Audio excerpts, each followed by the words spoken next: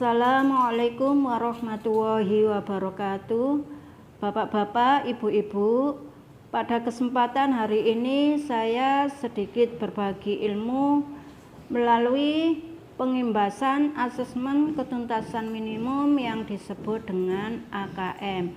Semoga bermanfaat bagi Bapak Ibu semua. Marilah langsung kita mulai. Asesmen ketuntasan minimum yang sering disingkat dengan AKM.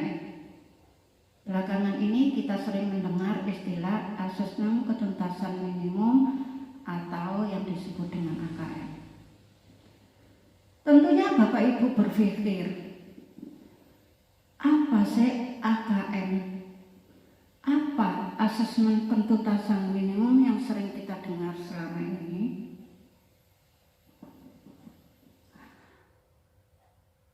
Latar belakangnya, hasil bisa membuktikan kemampuan belajar siswa pada pendidikan dasar dan menengah kurang memadai. Kondisi ini menyebabkan Indonesia menjadi salah satu negara yang konsisten dengan peringkat hasil PISA yang terendah. Itu yang latar belakangnya AKM. Menanggapi kondisi tersebut, reformasi asesmen perlu diperlukan guna mendorong peningkatan kualitas pembelajaran. Pemetaan mutu pendidikan secara menyeluruh dibutuhkan pada tahun 2021 ini yang kita kenal asesmen nasional (AN). Pentingnya asesmen nasional untuk peningkatan mutu sistem pendidikan yang tidak hanya berorientasi pada pencapaian siswa dalam menguasai materi pelajaran dan nilai akhir uji, tetapi lebih difokuskan pada pencapaian kompetensi siswa yang meliputi pengetahuan, keterampilan, dan sikap. Profil pelajar Pancasila ada beberapa karakter di sini, di antaranya beriman dan bertakwa, berkebinekaan global, mandiri, dan sebagainya. Kompetensi siswa di abad 21 ini,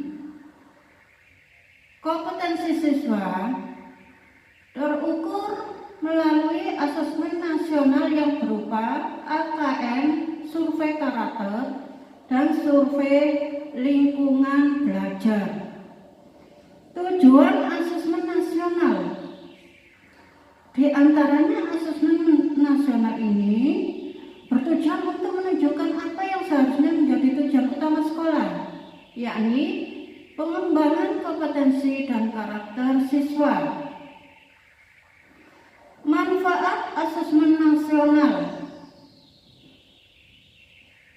Manfaat asesmen nasional ada 3 di sini: potret kualitas pembelajaran, umpan balik, dan dasar untuk penyusunan program. Perbandingan asesmen nasional dengan ujian nasional terlihat pada tabel berikut. Kriteria pembandingnya: tujuan pelaksanaan, jenjang penilaian, level siswa, subjek, model soal, sasaran penilaian, dan metode penilaian itu sendiri. Teknik pelaksanaan asesmen nasional. Asesmen nasional terdiri dari asesmen kompetensi minimal (AKM), survei karakter, survei lingkungan, di mana asesmen literasi membaca dan asesmen numerik. Berbasis komputer dan bersifat adaptif. Dan jadwal pelaksanaannya SD, tingkat SMP atau MTS, dan tingkat SMA atau SMK. Kriteria peserta asesmen nasional. Seluruh satuan pendidikan, tidak semua murid. Pemilihan sampel secara acak, diambil dari kelas 5, 8, dan 11. Menganalisis butir soal AKM. Di sini butir soal AKM, bentuk soalnya pilihan ganda komplit, menjodohkan isian singkat dan uraian. yang dengan komposisi yang sudah ditentukan. Komponen AKM literasi membaca terdiri dari konten, proses kognitif, dan konteks, di mana konteks terdiri dari personal, sosial budaya, dan saintifik. Komponen AKM numerasi. Komponen AKM numerasi terdiri dari konten, proses kognitif, dan konteks sama, terdiri dari 3 komponen, hanya penjabarannya yang berbeda. Selanjutnya, mengidentifikasi tingkat penguasaan kompetensi literasi. Terdiri dari kelompok intervensi khusus, dasar, cakap, dan mahir. Mengidentifikasi tingkat penguasaan kompetensi numerik. Sama kelompok intervensi khusus, dasar, cakap, dan mahir. Di sini cakap mampu mengaplikasikan pengetahuan matematika dan mahir mampu bernalar untuk menyelesaikan masalah yang kompleks. Perbedaan pembelajaran berbasis kompetensi dengan pembelajaran berbasis konten, di antaranya berpusat pada kebutuhan untuk kompetensi dan untuk konten berpusat pada materi.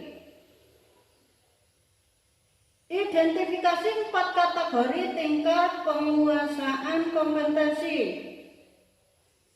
Kategori kompetensi dan contoh analisisnya sebagai berikut. 1. Perlu intervensi khusus. Di antaranya kebutuhan struktur pembelajaran secara formal atau informal dan pendekatan. Pendekatannya training atau pelatihan intensif. Kalau kebutuhan pemula. Dasar, yang kedua kita dasar, di mana kebutuhan sudah mulai kompeten dan berusaha untuk mengasah keterampilan mereka saat mereka merasa nyaman. Dan ada perkembangan di struktur pembelajaran secara formal dan pendekatannya. Selanjutnya tingkat cakap, di mana kebutuhannya sesuai dengan tingkat kompetensi cakap memiliki kebutuhan belajar dan persyaratan kinerja yang semakin unik dan seringkali tidak dipenuhi oleh program pembelajaran. Yang terakhir, tingkat mahir, di mana kebutuhan tingkat mahir, siswa yang telah mahir atau bisa disebut pada tahap ahli memiliki kebutuhan pembelajaran dan persyaratan kinerja masing-masing master atau pakar cenderung personal. Keterkaitan antara asesmen pembelajaran dan kurikulum digambarkan dalam gambar segitiga berikut, di mana segitiga keterkaitan antara asesmen dan pembelajaran dan kurikulum digambarkan dalam segitiga berikut. Demikianlah sedikit penjelasan saya tentang AKM. Semoga bermanfaat bagi Bapak Ibu guru semua. Terima kasih, saya ucapkan Wassalamualaikum warahmatullahi wabarakatuh.